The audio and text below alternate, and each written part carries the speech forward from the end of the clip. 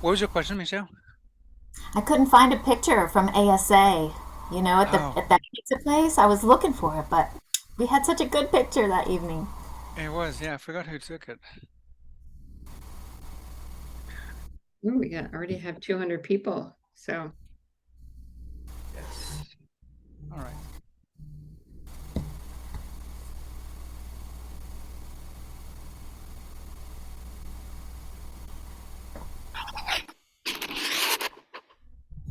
okay, are we ready? Hello, Yeah. everybody. I am Meg Laporte, and welcome to today's Activity Strong webinar, Nature and Expressive Arts as a Human Right in Dementia Care. For today's webinar, we are providing one free NAB, NCAP, NCCDP, NCTRC, and NZ, as in New Zealand, SRDT CEU credit. To be eligible for the CEU credits, you need to remain on this webinar for the full hour.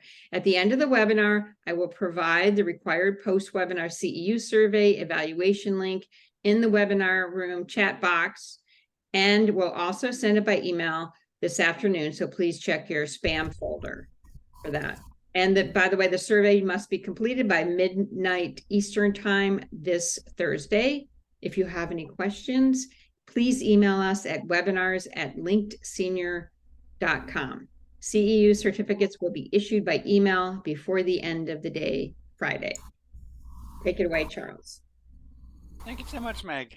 Welcome, everyone. Very excited to be with all of you. Very excited to be with Michelle and Jodie for such an important topic. And I have more comments, but one of the reasons I'm excited about the particular topic is that it seems to be a huge opportunity for our senior living communities to benefit from the learnings that we're going to go through today. So very excited about that. Um, as a reminder, Activity Strong is a platform that was started by Link Senior, but we do this in partnership with amazing partners that include Activity Connection, NAP, and NCAP. And these three organizations are amazing partner of ours, real thought leaders in the field of resident engagement. And we're excited to be with you all. Before I get started in just the background, I wanted to share just a few thoughts about our session today. As always, if you want people to benefit from your chat, as you know, our chat gets really, really busy, make sure you select everyone so that everybody can see your contribution. If you have a question specific for our panelists, you can either select the only panelists, but the most efficient way is to select the Q&A feature from Zoom. As you know, again, our chat gets really busy and you don't want your questions to be buried. So this is a little bit about this session today. Just in terms of background, my name is Charles Vermo, and I'm the CEO and co-founder of this company called Linked Senior. We also started Old People Are Cool, which is an initiative that stems from the fact that we're not fan of segregation based on age. We think that everybody is cool, including our elders, our residents. And obviously, Activity Strong, which is a way for us to support the industry and just simply acknowledge the amazing work of activity and life enrichment professionals. We think that all of them are awesome. We think that every day an activity director is born is a better day, the world improves every day. These things happen. But also we know that there's a need for better education. So this is one of the reasons why we put these webinars out. Link Senior itself is a company. We're based in Washington, D.C. We touch the lives of 50,000 residents across the US and Canada. And we're very proud of these partnerships. It all stems from wanting to allow providers, companies, to enable any one of you to engage any residents. That's really the nature of our work. So we do use technology, but we also use education. And we're proud of the fact that we are quote unquote evidence-based. So if you have any questions about what it is that we offer, please be in touch. We love any conversation. So for today's session, nature and expressive arts as a human right in dementia care. all of these words are words that I'm personally passionate about. And maybe to frame the discussion, I think that sometimes activities in life enrichment aren't respected enough. And I think that putting a reminder out there of the importance of activities is kind of a nice way to start a conversation. And I think that all of us sometimes, we should be reminded that the pursuit of meaning and purpose is a basic human right. I personally take for granted too often that I can self-recreate, connect, walk outdoors, like we're going to be discussing today. But sometimes these aspects are less easy for our residents to be connected with, right?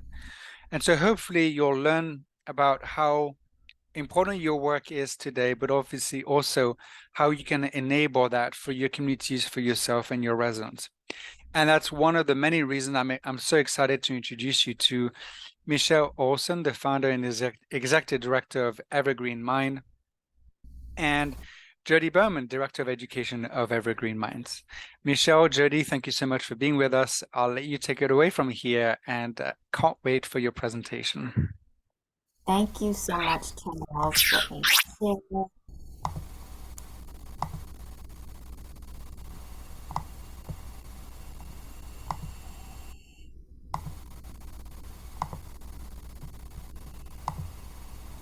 Okay, everybody's good. You see my screen? Good. Yes, Okay. we do. All right, great. So, yes, thank you so much, Charles. I am so honored to be here. I know Jodie's honored to be here, and thank you, Meg and Link Senior. So, our organization was founded on this very topic. So, we're excited to share with all of you our nature-based work, including arts and earth-based programs that we lead. We are going to share some tangible ways that you can connect with the people that you serve, and also ways that you can take care of yourself with nature as your partner. And our hope is that today you leave today's session inspired in your role, whatever that is, in dementia care, and we will send you off with a few more tools in your toolbox. Okay, so before we begin, let me move us out of the way. Okay, what I want us to do, everybody, just get comfortable, just take a moment to settle in, just settle into the place where you are, feel the chair underneath you, feel your feet on the ground, and if you're like me, kick off your shoes, drop your shoulders away from your ears, and just relax your jaw and clench those teeth. And just take a nourishing and well-deserved deep breath together. Breathe in and hold it and exhale. And now, just breathing normally, take a moment to look around the space that you're in and just notice the light. Perhaps it's casting a shadow or it's illuminating something in a certain way that catches your attention, and just notice.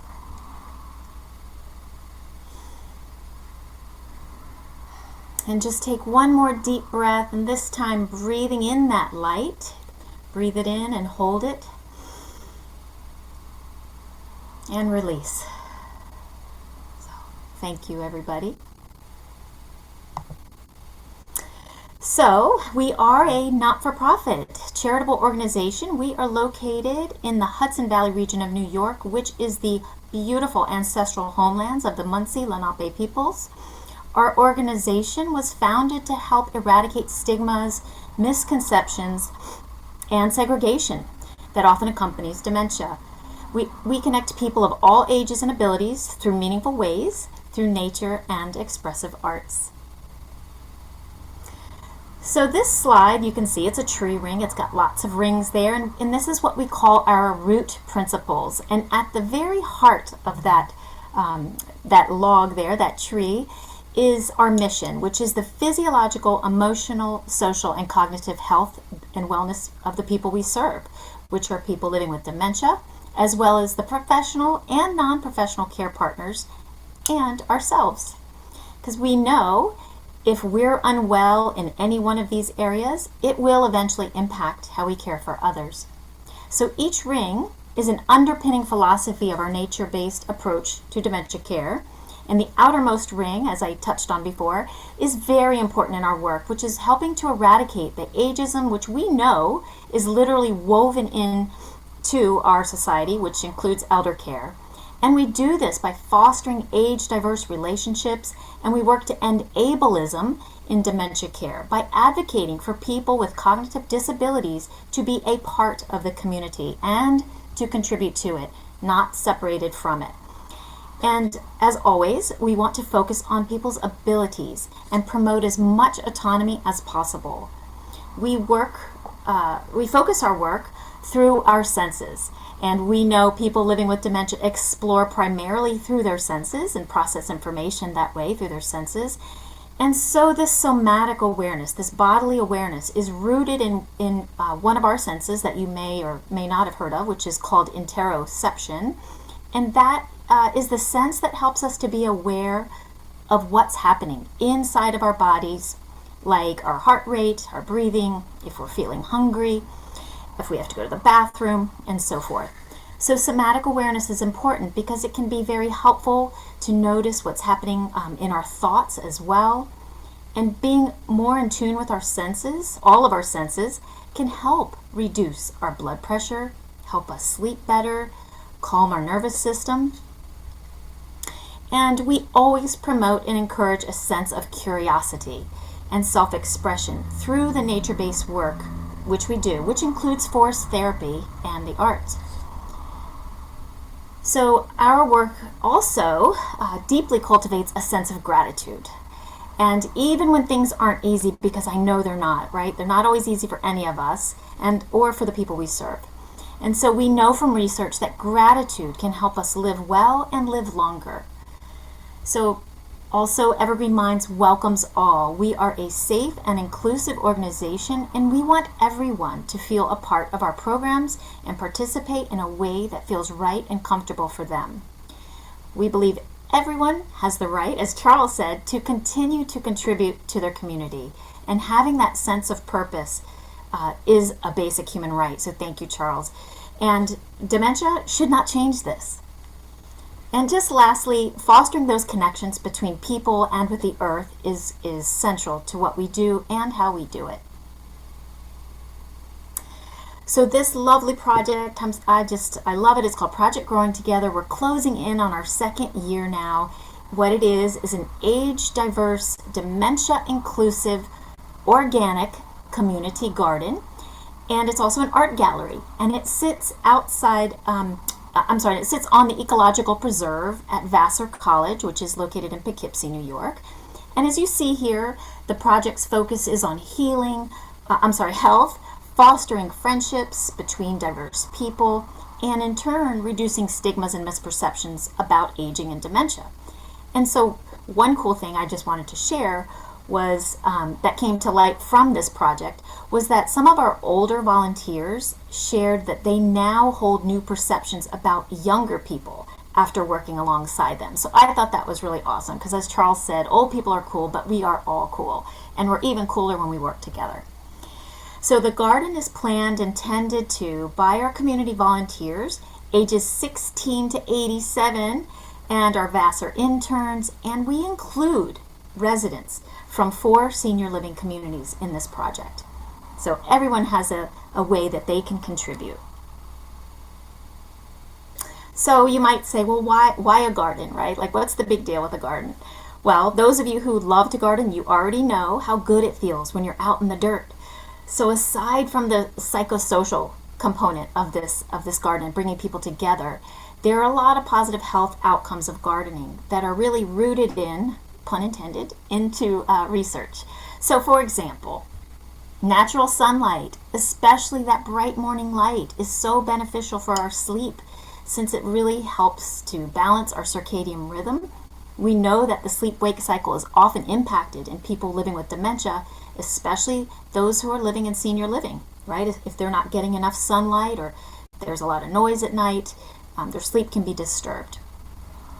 Sunlight helps to lower our blood pressure, and the vitamin D that we create from this exposure to sunshine is beneficial to help create stronger bones. So think about reducing injury from falls. One thing that I love to talk about at the garden is the beautiful microbes that are in that dirt, and they're called Mycobacterium vecchi. And these microbes have been shown to boost our mental and emotional well-being, so alleviating depression and improving our brain function, really. So if you're feeling depressed, get outside, touch the earth, take a big inhale, and this is why I often promote it. The use of taking our shoes off at the garden and touching the plants and the soil. And there's so many gardening studies out there that demonstrate the cognitive improvement in children, and even scientists in Korea found that evidence of brain nerve growth in older adults who produce their own vegetable gardens. So this is important. And I know many of you probably have a lovely garden at your community. All right, so what I want to know from everybody is, what is your favorite activity to do outside and why? And I want you to share in the chat what your favorite activity is and what emotions are evoked for you when you're engaged in this activity. So maybe you have a memory elicited with that activity, or maybe how it makes you feel when you're doing this activity outside, you know, or what senses are evoked by this activity. Just go ahead and put it in the I think the Q&A, right? Jodie, if you can. Yeah, I'm reading them right now. Oh boy, they're going fast. Salsa dancing, walking outside, boating, kayaking, gardening, listening to music. Oh my goodness, talking, walks outside, being by the pool, hiking, weeding, gardening again, walking on the boardwalk. Somebody said sunbathing, so I'm with you on that one. Okay, creating artwork, barbecuing outside, bird feeding, walking, hiking. I think we could go on forever. My goodness, look at everybody here. Cooking, farming, swimming, art projects, beach, and hiking for sure. Michelle, I think we got quite a nice list here. We literally could probably do this all day, right? We could just share what we're going to do. Yeah, yeah. So, all right. But you know what? I'm really sorry, John. You cannot go gardening. It's really cold today. And Sue, whoever said kayaking, I love kayaking, but we can't. We're short staffed. I'm the only one here. We can't possibly do that. And I know that, John, you really wanted to go weed the garden, but I don't have any way to get you out there. It's just too much going on right now. So I'm sorry. Well, let's just stay inside right now. So I am so thankful that you shared all of those beautiful outdoor activities. And I can imagine, though, if any one of us who do enjoy being outside were told we couldn't go out, or that we had to stay in our house or our apartment every day, like every day. And maybe if we couldn't get out, we weren't offered an opportunity to get some help getting out, there's a pretty good chance we might feel unwell, right? We might feel defeated, depressed. We might feel anxious, agitated, restless, angry, sick. What else? Frustrated, helpless. I think the worst might be hopeless, right? I think for me, as an outdoor nature person, I would probably feel very hopeless. So what we'll do is we're going to go over the common barriers in this presentation to why it's so difficult to get residents living with dementia outside, because we know, we've been there. It's not easy. And we're also going to share some ways to overcome these barriers. So first, Meg is going to launch a poll. I think Meg is going to launch one. Oh, and I also want to say too, we're going to launch this poll, but it's anonymous. So answer honestly and openly. And when we say, how often do your residents living in memory care get outdoors consistently each week? We mean consistently, right? Like, the once in a while programs are great, but we want to know from your heart, right? Like, how often they're getting out every week.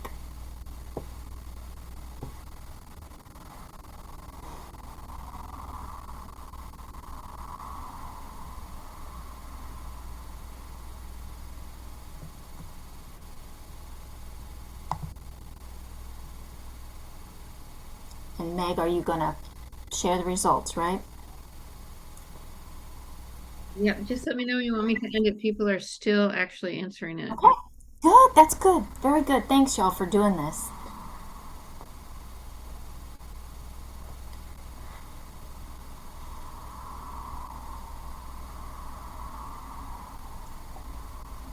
It'll end it in about 10 seconds. How's that? Okay.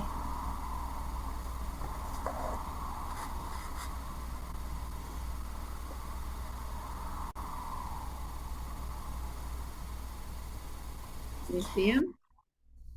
All right, so we've got 46%, 1 to 2 times a week.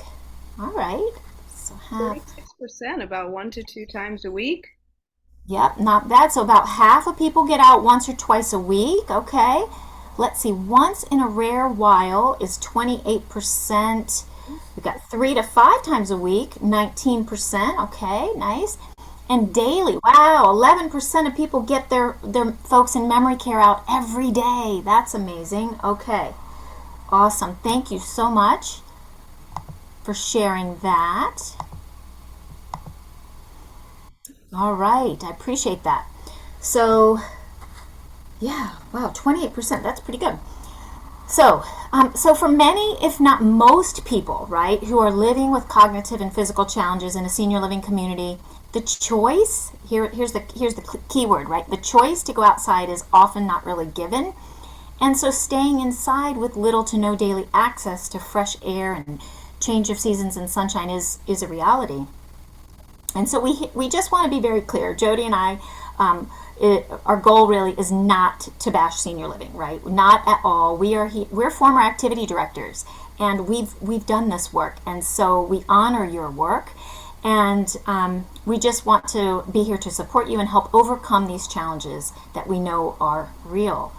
So let's move forward. So before we will go to the common barriers in just a moment, I want you to meet my friend Verge. He is so awesome. He is amazing and one of our most dedicated garden volunteers. Now I know it looks like he has a cigarette in his mouth, but it's actually a stick because that's his thing. And whenever you see Verge, he has a stick in his mouth. And this one came from the garden, which I think is awesome. He picked it out of the garden bed. So before we move on, I just want to share that there is mounting evidence going back to the 80s and the 90s, and I think even earlier, that demonstrates those physiological, emotional, and cognitive benefits from getting outdoors, specifically with people who are living with dementia in senior living. But yet here we are, right, 30 to 40 years later, still having this conversation about how can we make this happen. So just for example, research shows this type of relational care, because that's what this is, supports the culture of citizenship, which you've likely heard this term shared by the amazing Jill Vitale. Awesome. That citizenship of people coming together promotes autonomy, reciprocity with the land and one another. And yeah, so I'm going to move forward to this slide, and I would love for you to take a look at the images on the right. And I really love them because it shows that interconnection with the natural world, and that we've forgotten it in our busyness, that we are actually nature. We're not separate from it. And that's amazing, right? These images. So there is a mountain of research on the health benefits, dating way back, on how being outside can help decrease cortisol, blood sugar, decrease anxiety and depression, decrease inflammation. And when we get outside, we see an increase in our immunity. So especially going into flu season, right? And benefits our heart health. As I said, our sleep improves, our parasympathetic nervous system gets activated, and that helps us to rest and digest. And so spending time in or even looking at nature has been shown to help reduce mental fatigue and increase our concentration. So I sit by the window and I have plants around me, so that does help me to kind of reset my brain. And it also helps, even looking out a window can help us heal faster and use less medicine. So how great would it be for all of us on this call to just be able to stop for a few minutes every day and just replenish our brains and our bodies by walking or wheeling outside, or just even looking out your window.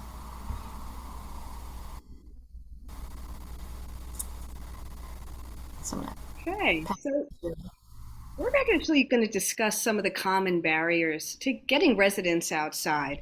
And I'll tell you, in my experience being in recreation for over 20 years in New York City, I've seen firsthand how home and community-based services and senior living residences encounter challenges that are often out of our control when it comes to overcoming these barriers that prevent people from living with dementia to getting outside. However, what is in our control is how we view people living with dementia. So let's begin first by reframing our perspective and look at getting outside as a basic human right. Just because it's challenging doesn't mean it's impossible. When we see ourselves and the residents that we care for, our priorities shift. In other words, if it's not okay for us to be stuck inside 24/7, why would we expect people living with dementia to feel any differently just because they have a diagnosis after their name?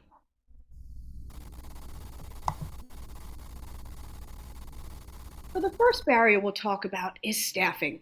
Now, we know staffing challenges are a real issue, and we're not here to tell you what you already know. Getting people outside is hard, and it takes determination and planning. We also want to acknowledge that not every person wants to go outside. This is why we offer choice and knowing our people. So here are 4 tips to help support you in getting your residents outside on a regular basis.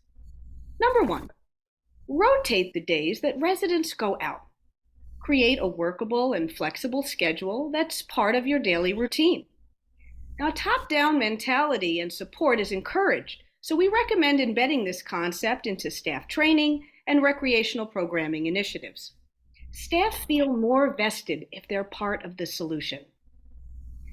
Number 2, as a follow-up to this concept, let's keep our goals manageable and enlist your staff's opinions and recommendations. I know when I worked in Manhattan as a program director for an Alzheimer's treatment residence, we were located on the 7th floor with no space accessible to us unless we went down elevators with room for 1 wheelchair and 1 other person. And it was my team of care partners, directors, and other supportive staff who helped me build a rhythm that was sustainable and consistent. For example, ask your staff when they think a good time of day would be to invite and escort 1 person outside for, let's say, 30 minutes a day. And then work with your teams to try it out and support them along the way. Now, this is not done on their off hours. This is not part of their break time. This is actually part of their job responsibilities. And what better way is there than to provide this mutually beneficial opportunity to forge deeper connections between your staff and the people that they care for? Number 3, invite families and friends to have a different kind of visit with their loved ones as a collaborative approach. The recreation teams can provide opportunities for engagement when outside. For example, like visiting pet therapists and walking the dog together when you're outside. Setting a team-based goal of counting steps walked or calories burned or birds spotted. Even providing simple ingredients for 2 people to make their freshly squeezed orange juice or lemonade so they can hydrate and enjoy while being together in nature and enjoying the fresh air. Finally, tip number 4, volunteers of all ages can be very helpful and can enhance intergenerational connections. So consider inquiring with your local high schools and colleges, faith and non-faith-based organizations, and other neighboring cultural and community centers.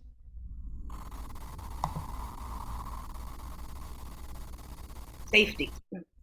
Now, in senior living, we often hold a risk aversion mentality, meaning totally avoiding activities that may hold a risk of harm.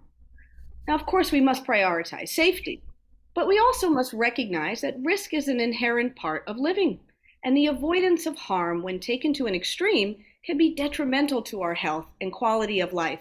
And we saw that with the social isolation during the pandemic. So staffing is a key component in getting people outside because in memory care, we often don't want to leave people unattended.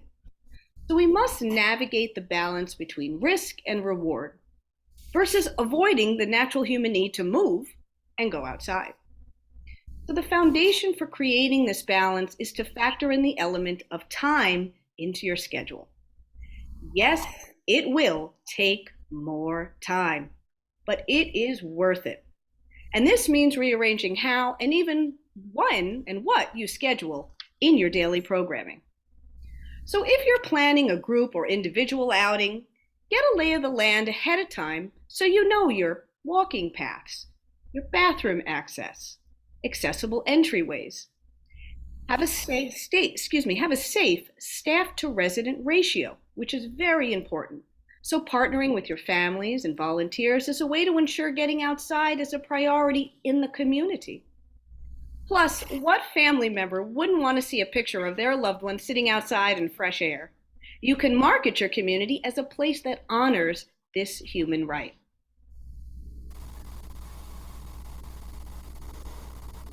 Environment. Now, as I mentioned, it's a basic human need to want to move, go out, do what we want to do. And we know structurally, many communities are not designed to connect people with the natural world. We also know that living spaces are often very disconnected from the outside. So how can we adapt our environment to meet the needs of the people who live there? The one evidence-based approach that we incorporate at our work at Evergreen Minds, and that I have used personally in my work, is to apply the principles and techniques of the Montessori-inspired lifestyle, which was developed by Dr. Cameron Camp, who I've had the honor and pleasure of working with. The Montessori-inspired lifestyle is based on the work of Dr. Maria Montessori, who is best known for her philosophy on education and schools that bear her name. The Montessori method of education is distinct in that it recognizes and respects individual learning styles and fosters a sense of independence, freedom, and experiential learning in a prepared classroom environment. Dr. Montessori considered the classroom to be an extension of the outdoors and a place where children lead. So this philosophy, when applied to persons living with dementia, is an effective way to increase autonomy, meaningful engagement, and purposeful social roles. This non-pharmacologic treatment builds upon our procedural memory and is an effective intervention to decreasing responsive behaviors, which are really ways people living with dementia communicate when they have a need they cannot express in the way that they used to.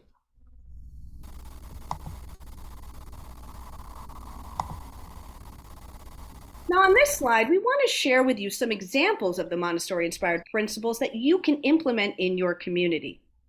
One of these principles is through the use of visual and external cues. Visual and external cues remind a person to do something. They help a person locate or find something, provide instruction for completing a task, and also provide reassurance. Now, persons living with cognitive change continue to have strength. For example, reading, which is a preserved skill. Persons living with dementia also have the ability to learn new things. And by building on their procedural memory, one evidence-based example of this is the ability to learn locations. So one way we use these cues as interventions inside our environment is to place signs that guide residents toward where we would like them to engage, or better yet, towards where they would like to engage.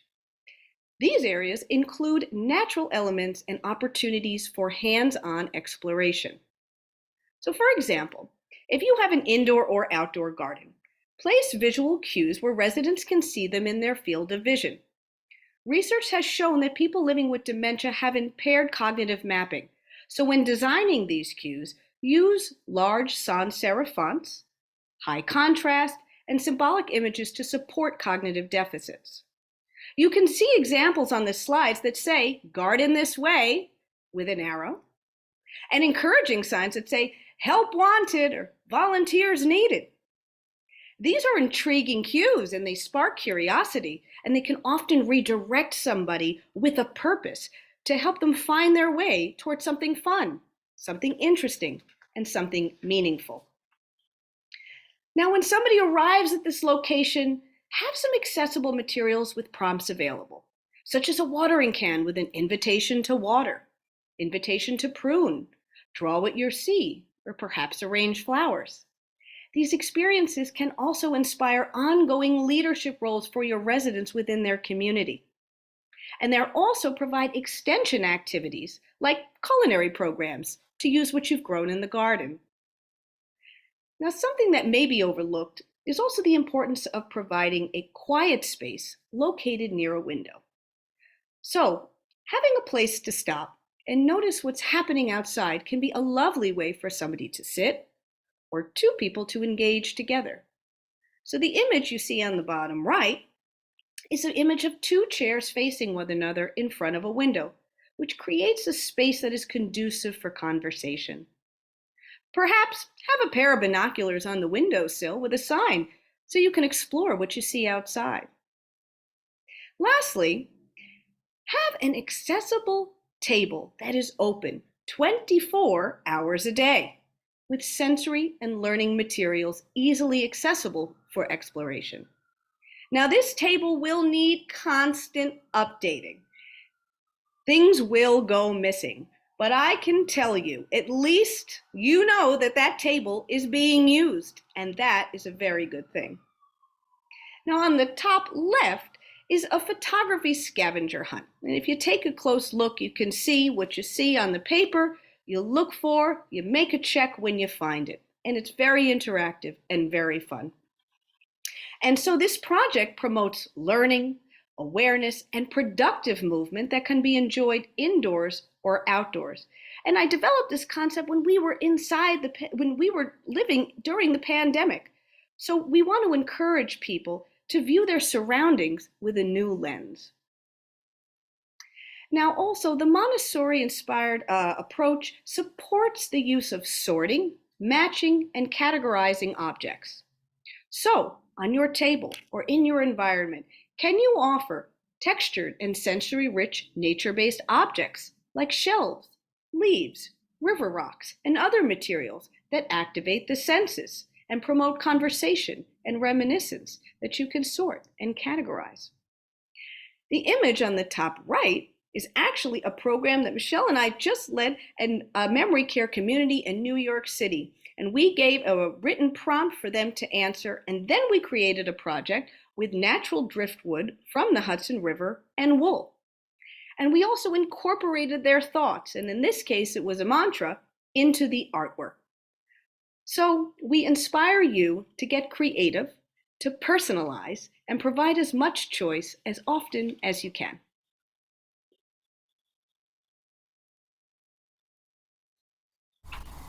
Thanks, Jodie.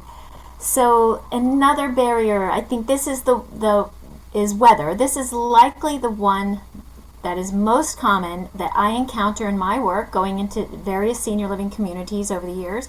And we often hear this, right? It's too cold for our residents. It's too hot for residents to go out. Sometimes, yes, of course this is true, but I hear this in every season. And I have this theory that we have conditioned people to become overly sensitive to the natural world by keeping them inside 24 hours a day. And I imagine if any one of us left our home for the first time in months or even years, we too might be shocked by the temperature change. And we know from the EPA that concentration of air pollutants is 2 to 5 times higher inside than outside. So this is a big deal when we're spending, 50, 80, 90, 100% of our time inside. Now we do know that as people get older, they do feel colder and lose body heat faster than when they were younger. We have less fat under our skin. There are other contributing factors such as low blood pressure, our blood vessels become less elastic, and there might be underlying medical reasons for feeling cold. Also, people in the later stages of dementia often have damage to the part of the brain that helps auto-regulate their core body temperature, so they do feel colder, particularly their arms and their legs. So you're thinking, Michelle, all right, so older people and people living with dementia feel temperatures differently, and yet you still want us to get them outside? They don't want to go. Okay, my answer is yes. Obviously, we're not going to force people to go outside, but we have to recognize that these are adults, right, who have spent decades going outside. And here in New York, we get to experience all of these seasonal changes, which include sensory-rich autumn. As you can see in this picture, I absolutely love this picture. This day, we were doing leaf angels, right? Snow angels? Well, we decided to go out and play and do it in the leaves. And the aroma that comes from the earth is just a beautiful part of it. So, and we get very cold winters here too, but these seasons, again, they're not new to these people, right? And so I do have a funny little story to share. My dad was Norwegian, and I grew up in Virginia with 3 siblings. I shared a room with my big sister. We didn't have lots of money. And we would complain to my father that we would get cold. And he would say, you know, there's a new invention. It's called a sweatshirt. And so I think of his voice in my head, you know, because that snarky comment is really a version of this well-known Norwegian saying, and maybe you've heard it. It goes, there is no bad weather, only bad clothing, right? So if we think about that, there is a way to properly dress for weather that feels cold. And I also don't believe that it's our place to paternalize people, adults, or strip their choice away from them without even giving them that choice to get outside because we're fearful of the risk, or we don't have the time, or we just don't have the ability to get them out because of our staffing, you know. And hearing all of the amazing things that you all shared earlier that you love to do outside, I believe we would want this choice offered to us as well. So one suggestion I have is that when we offer people a choice to get outside, have excitement in our voice. This is really important because if we're not motivated, they're not going to be either. So, hey, Jody, it's a little chilly today, but I'd love to get out and take a fall walk. I'm just going to grab my coat and I'm going to grab yours too, okay? Right, like, get the energy going. Maybe I wouldn't talk that fast, but it's an excitement. It's not like, well, it is kind of cold. I don't think you want to go out, do you? That's not going to work, right? So have some enthusiasm. And remember all of those health benefits we shared earlier. Just make it a natural part of your community. Like 46% of you do this 1 to 2 times a week to get outside, even for short periods of time, and have fun, work together. And it cannot fall solely on the activity department. That is for sure. It needs to be a community-wide endeavor. And be playful. And the last barrier is ourselves. Wait, what? How are we possibly a barrier? Well, and I think we can all, maybe we've experienced this a little bit. So very often in senior living, when we're faced with challenges that we've mentioned, all of those we've mentioned, and we have done things in a certain way, right? Our calendars are done in a certain way, systems are done in a certain way. It can be really difficult to change. And when we can only see barriers and we don't feel supported, perhaps in our own community, the solutions may seem too hard to even try.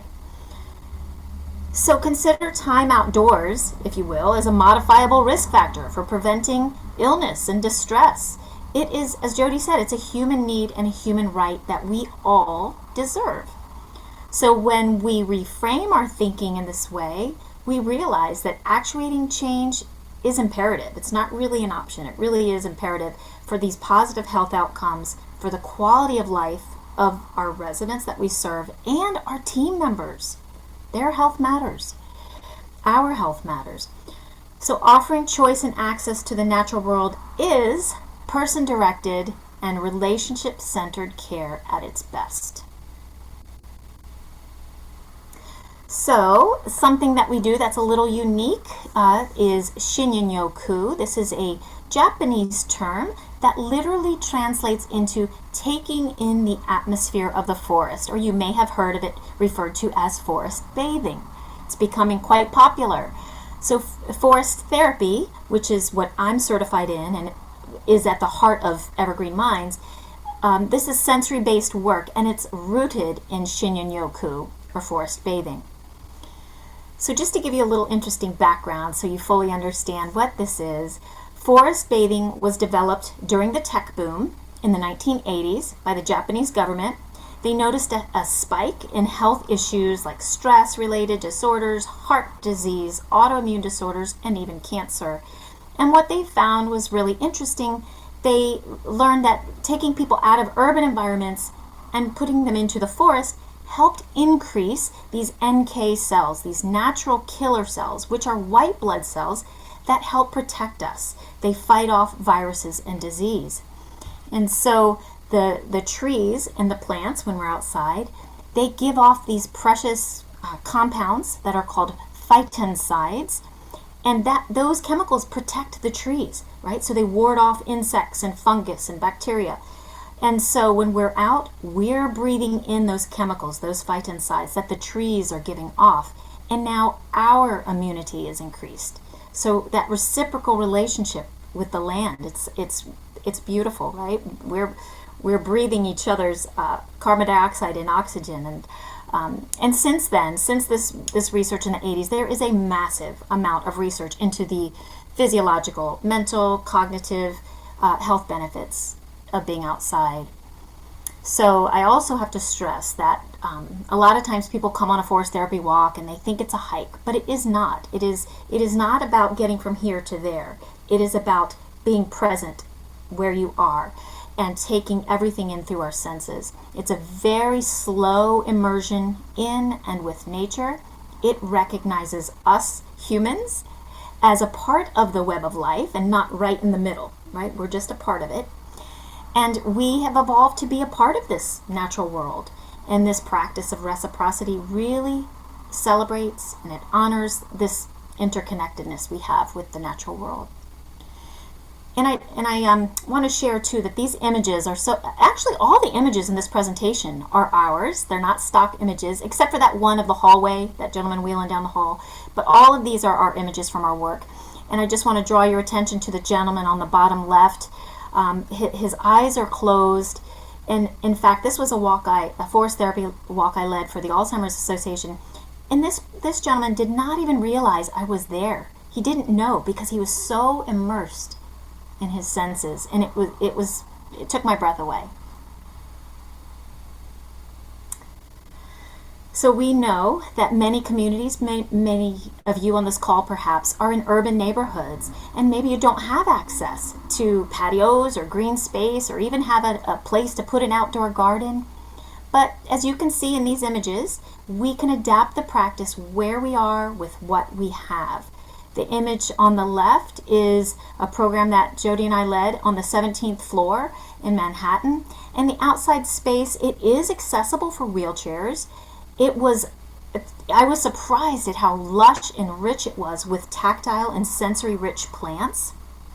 And of course, we could tune into the air, the sky, the temperature, the clouds, the sounds, right? Man-made and natural sounds, and the smells where we were. We can even practice forest therapy without access to a forest or a park at all. I've practiced forest therapy in a parking lot. I've practiced forest therapy with people who are in bed and they cannot get out. So we can do this by providing natural materials, right? I don't know if y'all can see this, but maybe some natural lavender or textured materials. This is a piece of lichen from the forest.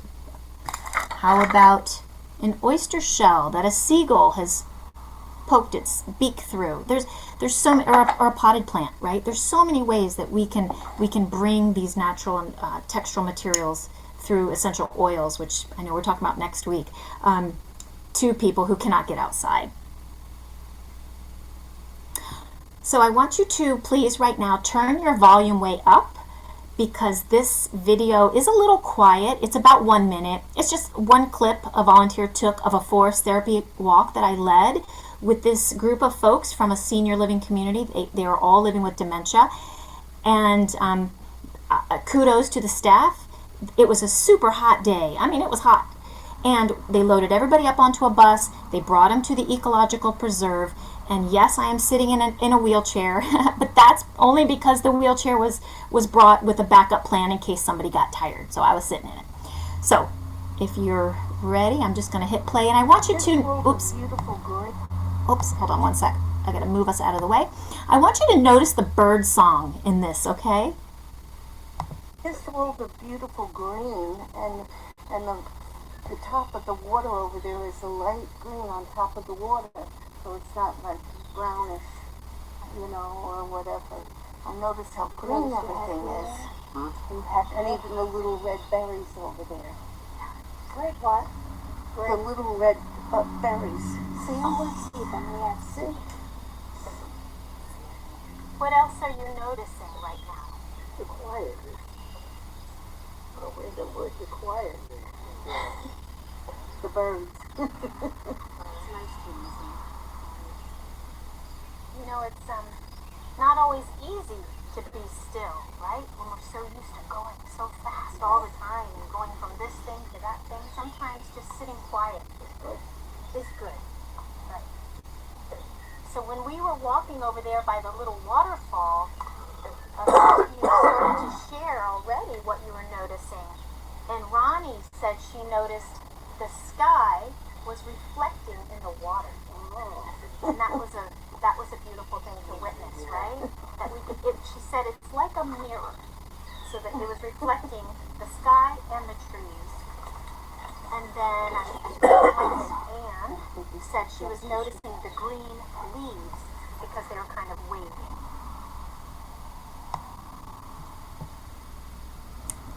Hope you enjoyed that. Okay, so moving on to the arts and how we weave arts into this. So as we learned from that fantastic OMA presentation with Link Senior a couple weeks ago, creative arts, which include music, art, drama, etc., those are led by, in creative arts therapy, they're led by a licensed or certified creative arts therapist who are trained in arts and psychotherapy. And an art therapist, like myself, uses art as the primary medium, and we work in relationship with our clients for the purpose of supporting them in the expression of thoughts, emotions, and encouraging this exploration and curiosity. And creative arts therapies can be helpful in interpreting and resolving those inner feelings. So an expressive arts therapist is also a licensed mental health professional, but they use an intermodal approach. So bringing in different forms of creative modalities: art, music, drama, writing, movement. And we know that verbal communication gets more challenging, right, as dementia progresses. So it only makes sense to offer other means of self-expression rather than just traditional talk therapy, which we know will not be effective in the later stages. And there's a lot of research showing improved cognitive function and reduced agitation in people living with dementia who can partake in these creative arts therapies. And we see that people with very short attention spans might be very focused, right? I'm sure many of us have seen this when they're engaged in music or art therapy. And when we address a person's unexpressed emotions and they feel heard and validated, there can be less use of medications, and that quality of life improves. So therapeutic expressive arts programming, on the other hand, is very important as well in dementia care. They just do not require a license or certification, and they utilize those various expressive modalities. So this is what we do in Evergreen Minds. Something interesting that many of us have often seen is that people who've never actually had an interest in art may all of a sudden develop this interest in creativity and can be very creative, highly creative. And research shows that this gift of dementia, that's what I like to call it, this gift is possible not in spite of dementia, but because of it. And this is particularly true in cases of frontotemporal dementia. So we really specialize in combining these forest therapy with these expressive arts. And I just want to quickly share a couple. Well, we got to get moving here. A couple examples of work. This was a couple paintings selected from a small group of people all living with dementia. And one day we were inspired by the cherry blossom tree that was growing outside the senior living community there. You can see it on the left. And at first, we just talked about the cherry blossom, the symbolism of these flowers, because they're very short-lived and they're very metaphorical for impermanence. We talked about, and then we went into painting. Everybody painted their own cherry blossoms together, and I documented their exact words in this conversation. And then I typed it up into a poem. And I'm just going to ask Jodie to share this short poem with you. And if you could, just invite you to soften your gaze or close your eyes if you're comfortable and just take in their words to your heart.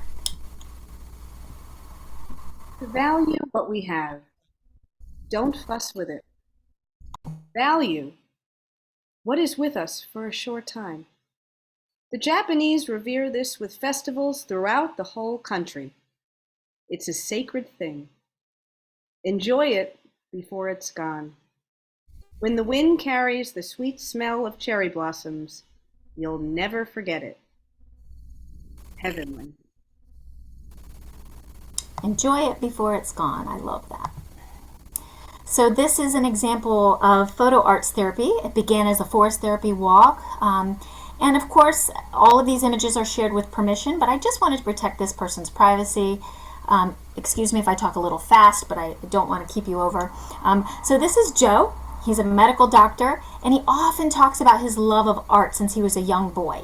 He's a photographer, he has a very deep connection with his land, and he lives with younger onset Alzheimer's, and we go on these regular forest therapy walks together. So knowing him and his interest helps me to provide these rich opportunities to support him. So on our walks together, Joe always likes to stop when he's inspired and take pictures with his phone. So on this day, he asked me to take a picture of him in these vines, as you see on the left. And I did. And so then on our next session, I brought back the photographs enlarged, and I asked him to reflect on the images. And Joe never discusses having dementia, right? Which is not uncommon. And he is aware on some level that he struggles with his memory.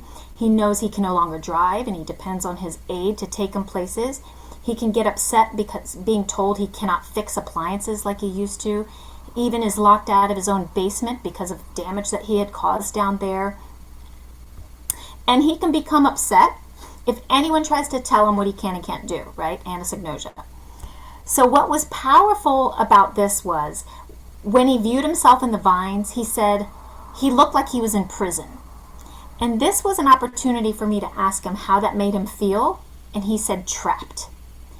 So there's no need for me to bring up the dementia, right? He was able to share in a way that was non-threatening, that he could express it himself metaphorically. I was there to listen, validate, and give him these tools to share what was important for him. So he liked this image so much that we decided to, through conversation, to adorn it and reframe it, if you will, with some things that we gathered on our walk. And he arranged them.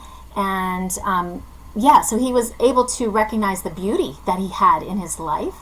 And he hangs up his art with great pride and accomplishment. And I have to say his house is becoming an art gallery. And I don't know how, Charles, we probably have to cut it, don't we? Yeah, I'm so sorry. I could listen to the whole thing for the whole afternoon. But yeah, maybe a minute or so.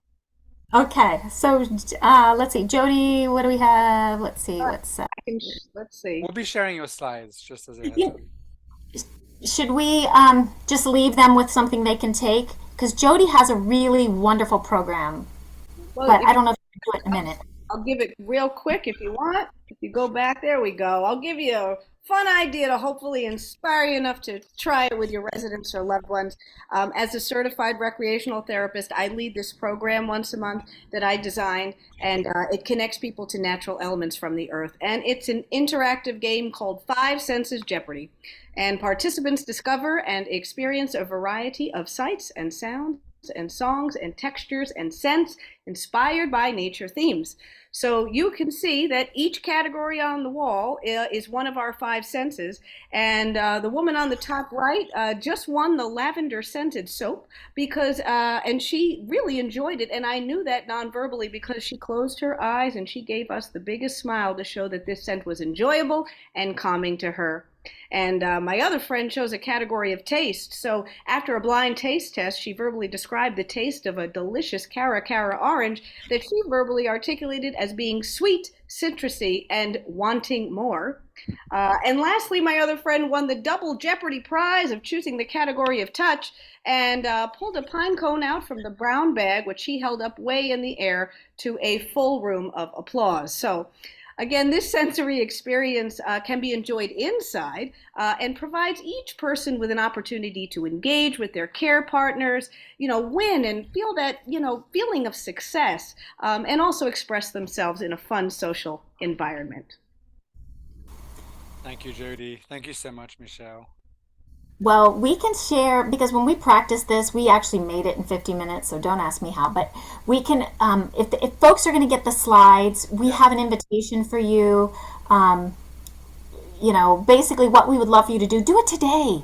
Just walk or wheel outside for 15 minutes, right, if you can, or even gaze out your window if you can't get outside. Leave your phone off, put it on silent, and then without any judgment or agenda, just notice, allowing yourself to be immersed in your senses.